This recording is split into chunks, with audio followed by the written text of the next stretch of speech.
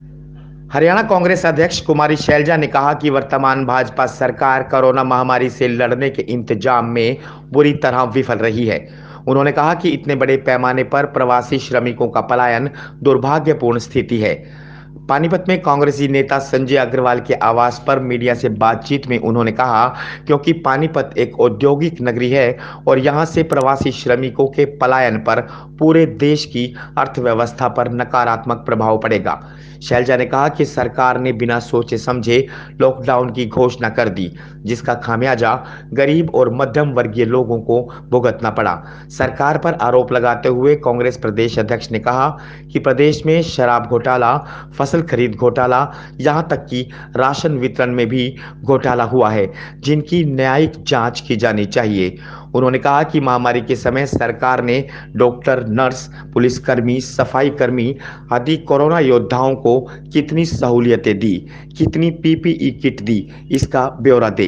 गठबंधन सरकार पर बोलते हुए उन्होंने कहा कि विरोधाभासी विचारधारा के चलते सरकार ज्यादा दिन नहीं चलेगी।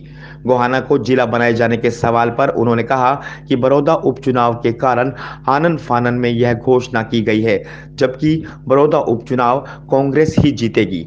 शैलजा ने कहा कि जल्द ही कांग्रेस की जिला स्तरीय कमेटियां गठित की जाएंगी, जिनमें मेहनती और कर्मठ कार्यकर्ताओं को शामिल किया जाएगा।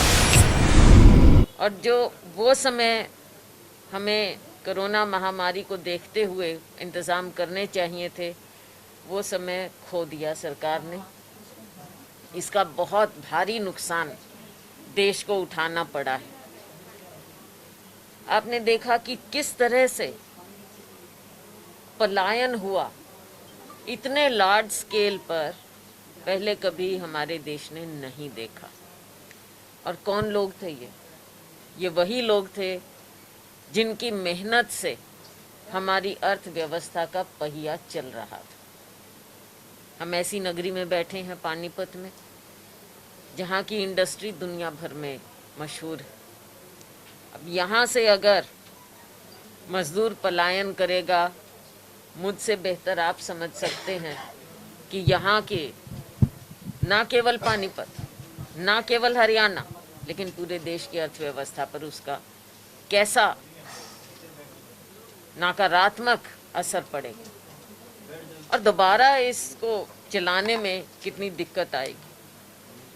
हमारे जो प्रवासी नागरिक हैं, जो यहाँ मेहनत कर रहे हैं, एक राज्य से दूसरे राज्य में जाते हैं, हमें ज़रूरत हुई, यहाँ पर लोग आए, हमारी इंडस्ट्री को उन्होंने चलाया, कैसी स्थिति में उनको यहाँ से जाना पड़ा।